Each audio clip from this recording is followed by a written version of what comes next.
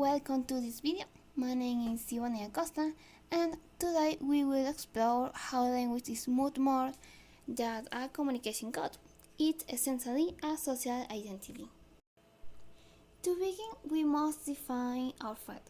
According to the foundational author within above, sociolinguistics is the study of language in relation to social factors.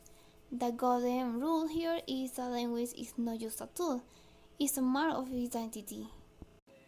Now, what elements influence how we speak? The user, our age, gender, and social class determine our vocabulary and social standing. The context. We adapt our speech depending on formal versus informal settings. And geography. Regional accents and dialects tell the history of where we come from. Furthermore, possess 4 key characteristics. They are dynamic, meaning they are constantly evolving. They are systematic, possessing their own internal logic and rules. They are identity-driven, defining who you are, and they are functional, as they solve specific social needs. Why is important?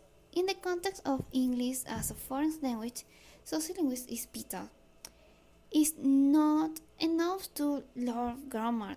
We need sociolinguistic competence to adapt to any situation. This understanding facilitates global communication through words English, with cultural awareness to prevent culture shock and promote inclusive learning by respecting all accents. Now, let's look at the distinction between varieties. As linguist Peter Trowell famously noted, the standard is not linguistical bitter, it's simply socially perfect. The standard English is the official and academic variety. It carries high social prestige and is codified in dictionaries and supported by institutions like schools and the law. A perfect example would be I am going to. The non-standard variety includes dialects or socialites passed down through the oral traditions, while the lack of official status, they carry covert prestige, signaling correct authenticity and group loyalty. An example can be affixed to. What exactly is an idiom? Academically, we define it as a phrase where the total meaning is completely different from the sum of its individual words. Not all idioms are constructed the same way. Here 4 main types. Pure. They have no connection to literal reality, such as spill the beans. To read as accurate. Binomials are 2 words joined to a conjunction, like heart to heart, as sincere talk. Partial, shorter version of longer phrase, such as when in Rome. And prepositional, combinations of a verb and a preposition, like agreeing on. It's common to confuse idioms with other rhetorical figures, but it's crucial to distinguish them. So, a proverb seeks to give moral advice, such as don't cry over spilled milk. A euphemism is a polite way to say something harsh, like seeing someone pass away instead of die. And a cliché is simply a expression that has lost its impact due to overuse. We justify the study of this difference because each one fulfills a distinct social function within discourse.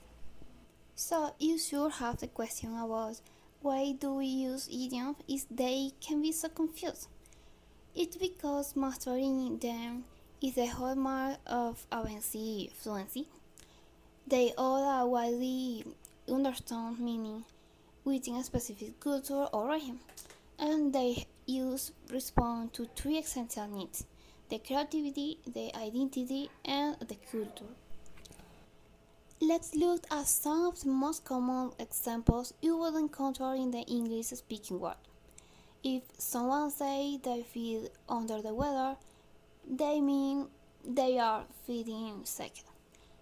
To wish someone success before a performance, we say recollect. Something that happens very rarely occurs once in a moon, once in a blue moon. And if a text is a very simple, we say it's a piece of cake. To conclude, idioms are much more than just words. They reflect the unique personality of a language. They prove to us that real communication is based on shared context and not just literal dictionary definitions. So please remember, mastering idioms is the ultimate bridge between simple speaking language and truly belonging to its culture.